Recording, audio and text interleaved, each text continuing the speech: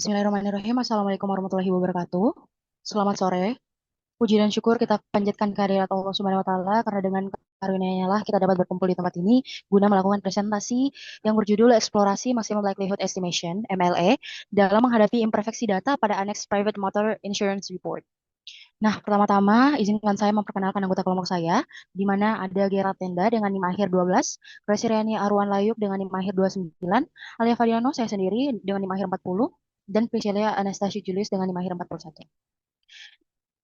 Nah, adapun tujuan kita melakukan analisis ini adalah untuk mengeksplorasi penerapan MLE dalam menghadapi berbagai bentuk ketidaksempurnaan data, khususnya pada Annex Private Motor Insurance Report, serta menunjukkan bagaimana metode ini dapat tetap memberikan hasil estimasi yang akurat dan dapat dipercaya meskipun dihadapkan pada keterbatasan data. Nah, adapun data yang kita gunakan merupakan data sekunder yang bersumber dari laporan National Claims Information Database (NCID) oleh Bank Sentral Irlandia yang menyajikan data dari tahun 2009 sampai 2021 secara kuartal. Nah, adapun variabel utama yang kita gunakan pada analisis ini yaitu earned policy count, yaitu jumlah polis yang diperoleh, yang kita gunakan sebagai data discrete karena merepresentasikan jumlah polis, serta gross earned premium atau premi bruto yang diperoleh, yang kita gunakan sebagai data kontinu karena mengukur nilai monemeter dalam euro, dan adapun juga variabel lainnya yaitu average premium atau premi rata-rata. Nah, untuk penjelasan data kontinu akan saya serahkan kepada saudari Prisil. Kepada saudari Prisil, saya persilakan. Terima kasih. Oke, baik. Untuk data kontinu ini, sebelum kita melakukan estimasi parameter untuk datanya, terlebih dahulu kita perlu melakukan pemilihan distribusi yang akan dijadikan sebagai dasar model. Nah, berdasarkan tabel yang kita lihat tadi itu, bisa kita lihat bahwa nilai skewness-nya yang mendekati nol mengindikasikan bahwa distribusi data ini hampir simetris, sementara nilai kurtosisnya yang bernilai negatif ini menunjukkan karakteristik relatif urtik, yaitu ekor distribusinya lebih ringan dibandingkan dengan distribusi normal. Distribusi distribusi seperti gamma dan Weibull ini merupakan kandidat yang lebih tepat karena memiliki fleksibilitas dalam memodelkan data positif serta mampu merepresentasikan bentuk distribusi yang mendekati simetris pada nilai parameter tertentu. Nah, untuk menguji kesesuaian teoritis tersebut, bisa kita melakukan proses fitting terlebih dahulu terhadap beberapa distribusi kontinu menggunakan pendekatan MLE. Untuk rumusnya sendiri bisa kita lihat pada layar. Setelah kita melakukan kita menghitung likelihood dan log likelihood-nya, lalu kita kemudian bandingkan menggunakan AIC dan BIC. Untuk rumus AIC dan BIC ini bisa kita lihat di layar. Nah, ini dia hasil dari estimasi dari berbagai distribusi. Bisa kita lihat bahwa nilai AIC BIC terendah itu ada di distribusi gamma. Sehingga distribusi gamma ini bisa kita pilih sebagai model terbaik. Dan distribusi gamma ini akan kita gunakan untuk analisis selanjutnya. Nah, meskipun analisis terhadap data kontinu memberikan estimasi yang akurat, dalam praktiknya ini biasanya data disajikan dalam bentuk kelompok atau interval. Untuk mensimulasikan dari data sebelumnya, kita pertama-tama membagi data tersebut ke dalam beberapa interval kelas menggunakan aturan Sturges, di mana K merupakan jumlah kelas interval dan N merupakan jumlah observasi. Lalu setelah K-nya diperoleh, kita tentukan lagi panjang interval kelasnya menggunakan rumus C sama dengan range per K. Dengan C sebagai panjang interval dan range merupakan selisih antara nilai maksimum dan nilai minimum data. Nah, setelah kita menghitung nilai K dan C-nya, kita mendapatkan bahwa kelasnya itu ada 7 dengan panjang intervalnya sebesar 20.580.695 euro. Ini dia interval kelasnya.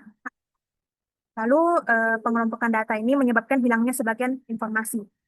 Pada data asli, nilai setiap observasi diketahui secara pasti, sedangkan pada data berkelompok hanya diketahui jumlah observasi dalam setiap interval. Nah, kehilangan informasi ini menjadi tantangan dalam estimasi parameter karena metode standar yang memerlukan data individual tidak dapat diterapkan secara langsung. Nah, namun demikian, metode maximum likelihood estimation dapat disesuaikan untuk menangani data berkelompok secara efektif. Untuk mengestimasi parameter distribusi gamma dari data berkelompok, maka kita perlu membangun fungsi likelihood yang tidak lagi didasarkan pada PDF untuk setiap titik data, melainkan pada probabilitas sebuah pengamatan jatuh ke dalam interval tertentu. Probabilitas ini diperoleh dari selisih fungsi distribusi kumulatif pada interval CJ kurang 1 hingga CJ. Jika terdapat NJ pengamatan dalam interval KJ, maka fungsi likelihood untuk seluruh data berkelompok dapat kita lihat rumusnya pada layar dengan fungsi likelihoodnya juga. Next. Nah, ini dia hasil optimisasi log likelihood-nya. Bisa kita lihat bahwa berdasarkan hasil optimisasi, kita peroleh estimasi parameter distribusi gamma ini, nilai shape-nya itu sebesar 25,43766, dan scale-nya ini 0,1042 dengan nilai log likelihood maksimum sebesar minus 122,175. Nilai log likelihood yang berhasil dicapai ini menunjukkan kecocokan yang kuat antara model gamma dan data observasi, yang semakin menguatkan pemilihan distribusi gamma sebagai model yang tepat untuk data ini. Sekian dari saya kembalikan ke moderator. Baik, terima kasih Priscil atas materinya. Untuk materi yaitu left truncated akan dibahas oleh Saudari Grace Riani. Kepada Saudari saya persilakan. Terima kasih. Baik, terima kasih atas kesempatan yang diberikan kepada saya. Pada bagian ini saya akan menjelaskan terkait dengan hasil analisis mengenai penerapan metode maksimum likelihood pada data terpotong atau left truncated dalam konteks data asuransi. Nah, dalam analisis data asuransi, left truncation atau pemotongan dari bawah terjadi ketika hanya nilai di atas batas tertentu yang tercatat, sedangkan nilai di bawah batas tersebut tidak muncul sama sekali dalam data. Nah, sebuah observasi disebut left truncated pada titik D jika nilainya tidak dicatat ketika X kurang dari sama dengan D, tetapi dicatat pada nilai sebenarnya, yaitu X lebih besar dari D. Nah, untuk kondisi seperti ini, dalam pendekatan maksimum likelihood, fungsi likelihood dan log likelihood-nya dapat kita lihat pada layar. Nah, sebagai tahap awal, dilakukan analisis deskriptif terhadap data premi sebanyak 52 observasi dengan rata-rata premi yang tercatat sebesar 264,87 juta euro dan simpangan baku sebesar 55,91 juta euro. Nah, berdasarkan karakteristik data yang bernilai positif dan memiliki dispersi sedang, maka distribusi gamma ditetapkan sebagai model probabilitas yang paling sesuai dengan parameter alfa itu sebesar 22,4437 dan theta sebesar 11,80.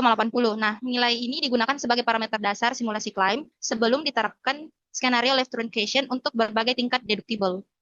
Nah, selanjutnya dilakukan simulasi left truncation dengan asumsi bahwa klaim bernilai di bawah deductible tidak tercatat. Nah, proses dilakukan dengan memotong data klaim pada beberapa tingkat deductible, yaitu antara 150 sampai 450 juta euro. Hasilnya dapat kita lihat pada tabel. Ketika diterapkan skenario left truncation, jumlah observasi yang tercatat menurun seiring dengan kenaikan deductible-nya. Berdasarkan data terpotong tersebut, dilakukan analisis untuk menentukan model distribusi probabilitas terbaik antara distribusi gamma, log normal, eksponensial, atau Weibull. Hasil analisisnya dapat kita lihat pada layar. Nah, berdasarkan hasil perbandingan AIC dan BIC, maka distribusi gamma yang cocok untuk memodelkan data klaim yang terpotong atau truncated. Selanjutnya, dilakukan estimasi parameter menggunakan pendekatan maximum likelihood estimation berbasis fungsi conditional likelihood untuk distribusi gamma. Nah, fungsi MLE-nya dapat kita lihat pada layar dengan log likelihood terkondisi dapat kita lihat pada layar untuk persamaannya, sehingga diperoleh hasil estimasi parameter untuk data terpotong yang berdistribusi gamma, yaitu shape-nya sebesar 25,1564, scale-nya itu 10,4435, dan log likelihood-nya sekitar 5.885. Selanjutnya dilakukan analisis sensitivitas dengan baseline 250 juta euro.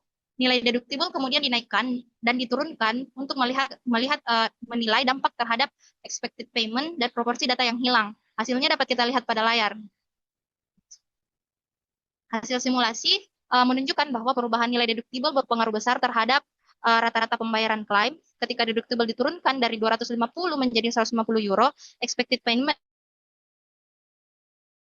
lebih banyak klaim kecil yang dibayarkan. Sebaliknya, kenaikan deductible hingga 350 juta euro menurunkan pembayaran rata-rata menjadi 6,84 juta euro.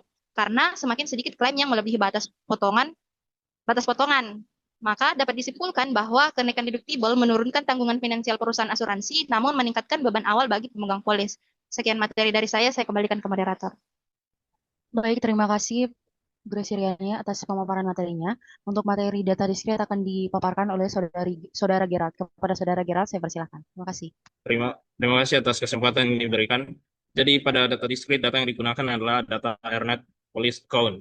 Nah, untuk data diskret, hal pertama yang harus dilakukan adalah fitting distribution. Nah, di sini kami melakukan 3 fitting distribution. Yang pertama adalah dari statistik deskriptif, yang kedua adalah dari nilai AIC dan BIC yang terkecil, dan yang ketiga adalah melihat plot.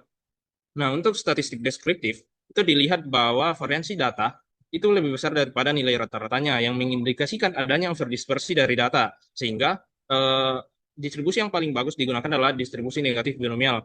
Karena dengan distribusi binomial, itu mampu menggambarkan sebaran data diskrit dengan tingkat variabilitas yang tinggi. Nah, untuk nilai IC dan BIC yang terkecil, itu yang paling optimal adalah distribusi negatif binomial. Nah, kenapa dipilih yang paling kecil? Karena Kedua kriteria ini ketika semakin kecil akan menunjukkan kompleksitas model dan tingkat kecocokan terhadap data yang tinggi. Nah, setelah melihat nilai AIC dan BIC, yang paling bagus itu adalah negatif binomial. Nah, selanjutnya itu dilihat plot datanya. Nah, berdasarkan hasil visualisasi, itu didapatkan bahwa distribusi negatif binomial itu adalah distribusi yang paling sesuai dengan data. Hal ini dapat dilihat dari sebaran kurva negatif binomial terlihat paling mendekati pola data aktual, meskipun itu puncaknya tidak setinggi distribusi lain. Nilai log likelihood yang lebih tinggi pada negatif binomial juga lebih tinggi dibandingkan dengan distribusi lainnya. Selain itu, hasil Kiki plot memperlihatkan titik data yang mengikuti garis diagonal serta residual plot yang menyebar secara acak di sekitar nol, sehingga menguatkan bahwa distribusi negatif binomial memberikan kecocokan terbaik terhadap data. Nah, berdasarkan fitting data yang telah dilakukan, semuanya condong ke arah distribusi negatif binomial, sehingga distribusi negatif binomial lah yang akan digunakan pada estimasi parameter MLE. Untuk rumusnya sendiri dapat dilihat pada gambar. Nah, berdasarkan hasil estimasi parameter, diperoleh nilai parameter MLE untuk distribusi negatif binomial yaitu parameter R dan P. Nah, parameter R merepresentasikan jumlah keberhasilan dan berfungsi untuk mengontrol tingkat overdispersi pada data, sedangkan parameter P menunjukkan probabilitas keberhasilan yang berperan dalam menentukan nilai rata-rata atau mean. Nilai mean ini digunakan untuk mengestimasi tingkat klaim rata-rata dari suatu polis. Adapun nilai log likelihood maksimum yang diperoleh dari hasil estimasi adalah min 255,1549. Sekian dari saya kembalikan kepada moderator. Baik, terima kasih Gerard atas pemaparan materinya. Jadi, di sini saya akan menyimpulkan dari analisis yang sudah kita lakukan. Jadi, berdasarkan hasil analisis yang telah dilakukan, dapat disimpulkan bahwa metode Maximum Likelihood Estimation atau MLE mampu menghasilkan estimasi parameter yang akurat meskipun data yang digunakan tidak sempurna. Pada data berkelompok misalnya, meskipun terjadi kehilangan sebagian informasi karena nilai individual digabung dalam interval, MLE dapat tetap digunakan dengan menyesuaikan fungsi likelihood berdasarkan selisih fungsi distribusi kumulatif atau CDF. Dan untuk data kontinu, hasil perbandingan berdasarkan nilai AIC dan BIC menunjukkan bahwa distribusi gamma merupakan model terbaik.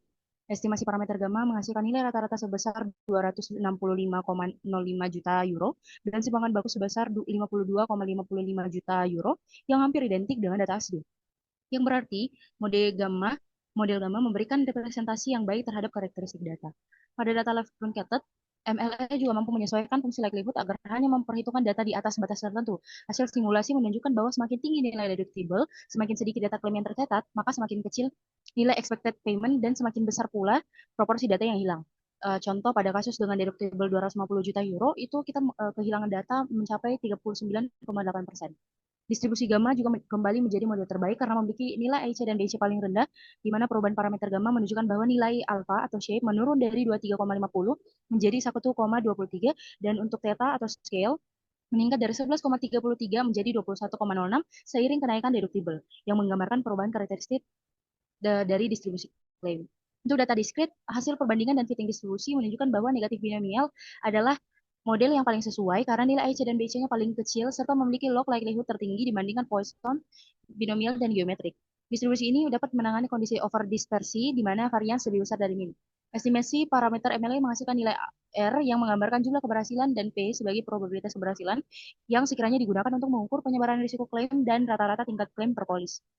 Secara keseluruhan, metode MLE terbukti efisien, konsisten, dan mampu beradaptasi dalam melengkapi imperfeksi data, baik pada data kontinu maupun discrete. MLE memanfaatkan seluruh informasi yang tersedia dan menghasilkan parameter yang tetap representatif meskipun data mengalami kehilangan sebagian informasi akibat grouping maupun truncating. Mungkin itu saja yang kelompok kami bisa paparkan, kurang dan lebihnya mohon dimaafkan. Wabillahi taufiq wal hidayah. Wassalamualaikum warahmatullahi wabarakatuh. Terima kasih.